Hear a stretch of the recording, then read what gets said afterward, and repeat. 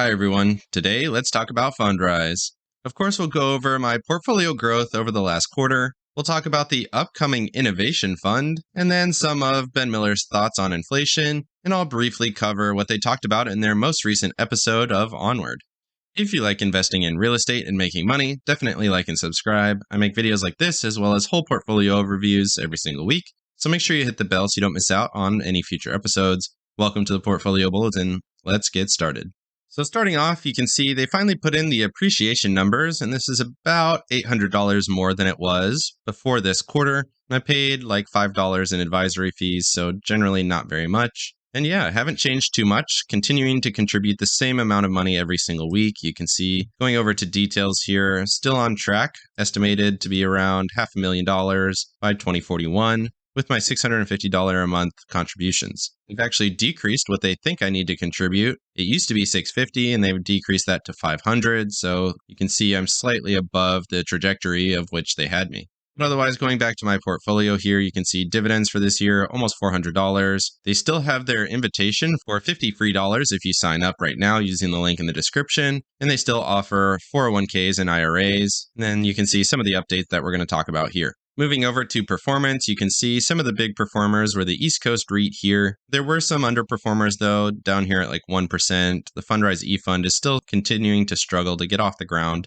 We had some losses here in the Development E-REIT, some lower numbers still in the 1% range, and then the Growth REIT 7 at 6.7%, and then Fundrise Income at 1.5%. Some of these numbers are a little bit unimpressive, but considering the market's been going pretty much straight down for the last few months, I will take this as a pretty good positive. You can see Fundrise Growth 2 also doing really good on the year at over 12%, and then Fundrise Growth 7 at 12.8% as well, being the two top performers for this portfolio. So far, year to date, I've netted 6% overall, with an all-time return of 15.3% per year.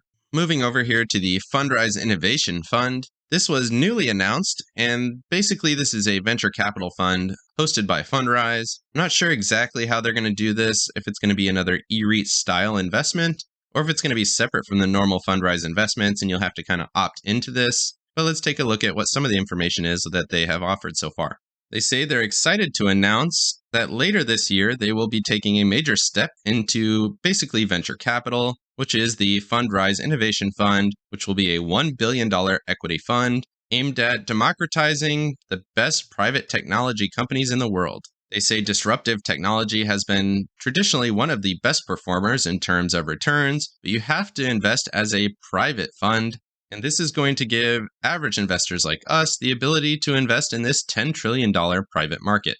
They say innovation funds tend to diversify their portfolio in high-growth technology funds, taking the multi-stage approach, whether it be the mid or late-stage funds, and still holding some in private equities. They again restate that high-growth technology has been one of the best performers, but you have to invest in these companies before they go public to get these benefits. And they say with the venture capital market in freefall, now is the time to kind of step in and take advantage of this opportunity for the average investor. They also mentioned they can't think of a better suited group than the IPO investors. So this makes me think this may be exclusive to IPO investors in Fundrise. So definitely be on the lookout for the next IPO investment if you're interested in this innovation fund. I assume they'll come out with more information based on this in the future. Moving into a little bit more of the detail on this fund, you can see they plan to invest in technology. Pretty specifically, they say high growth technology companies, and that it's going to be open to all investors, so that's good, and that the objective is high growth. They'll start at $10 per share, and the time horizon will be 5+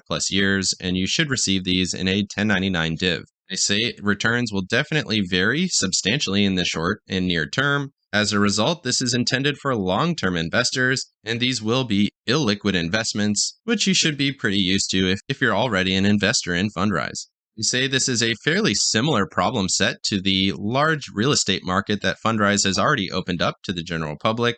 You can see here, venture capital does average a high return of around 20% annually, but this does have a high standard deviation in percentage. So while it has high percentages, it could turn out a little bit more risky than some of the other asset classes. And you can see how that compares listed here. So non-US equities have lower returns and higher standard deviations. Average stocks and average REITs are right here with pretty high returns but high standard deviations. Then you can see your traditional bonds and inflation in this lower percentile.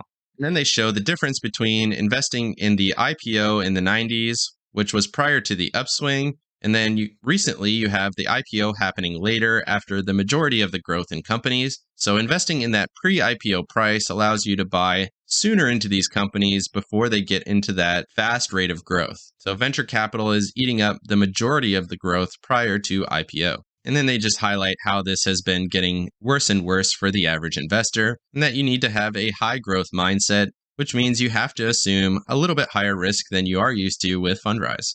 Next up, you have Ben Miller going on with Cheddar News, talking about a lot of the same things that he's been talking about, higher interest rates and how that's affecting the rental markets. I wish they played it here, but this is actually just an image. But you can go on and see basically what he's been saying. Stock market's down a lot, crypto is down a lot, and Fundrise is still returning positive returns in the face of pretty difficult markets. And I'll link this article in the description, and you can go here for the full interview.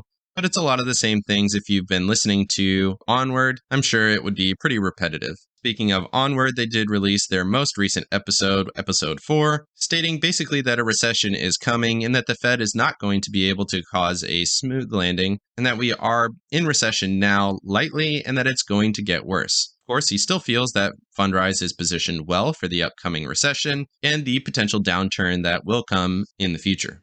I also briefly just want to mention the newsfeed here. You can see the article we just talked about, continuing to add various properties to my portfolio as I continue to add money, the upcoming innovation fund that will be launched later this year. And then another thing I wanted to mention here is an additional e-REIT merger planned later this week. If you've been with Fundrise for a little bit, you would know that they've done a few of these at this point. They continue to put the smaller e-REITs together in order to minimize operating costs, which is probably why my costs for this quarter were only like $5, which is pretty decent for the size of this portfolio. And it looks like they're continuing with this strategy here. And then a couple more properties added, as you can see here. And then the 4th episode of Fundrise, you can see, is on Spotify. It's generally where I listen to it, but it's good to hear directly from the CEO, especially if this is a company that you're invested in through their IPO and not just in the real estate properties.